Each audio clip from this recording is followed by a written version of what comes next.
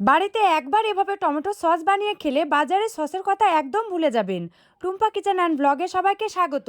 টমেটোর সিজনে খুব সহজেই সস বানিয়ে 1 বছর সংরক্ষণ করে রাখতে পারবেন। চলুন তাহলে রেসিপিটা শুরু করা যাক। এখানে আমি 2.5 কেজি টমেটো নিয়েছি।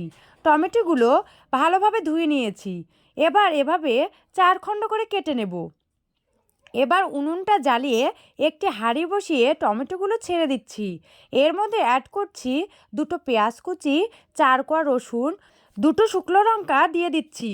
এবার এই টমেটোগুলো দিয়ে এমনিতেই জল বের হয়েছে, এরপরেও 1 কাপ জল দিয়ে দেব।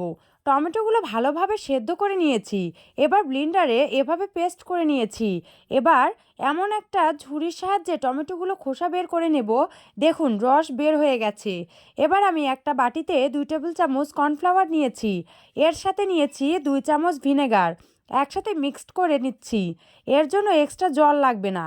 এরপরে উনুন জ্বালিয়ে কড়াই তুলে দিয়ে টমেটো ছেঁকে রাখার রস দিয়ে দিলাম। এর সঙ্গে অ্যাড করছি স্বাদমতো লবণ, সামান্য পরিমাণ লঙ্কা গুঁড়ো দিয়ে একটু কিছুক্ষণ ফুটিয়ে ভিনেগার আর কর্নফ্লাওয়ার মিশ্রণ দিয়ে দিচ্ছি। এতে টমেটোর সস খুব তাড়াতাড়ি ঘন হয়ে যাবে। এই দেখুন সসটা প্রায় ঘন হয়ে এসেছে। এর মধ্যে স্বাদমতো চিনি দিয়ে দেব।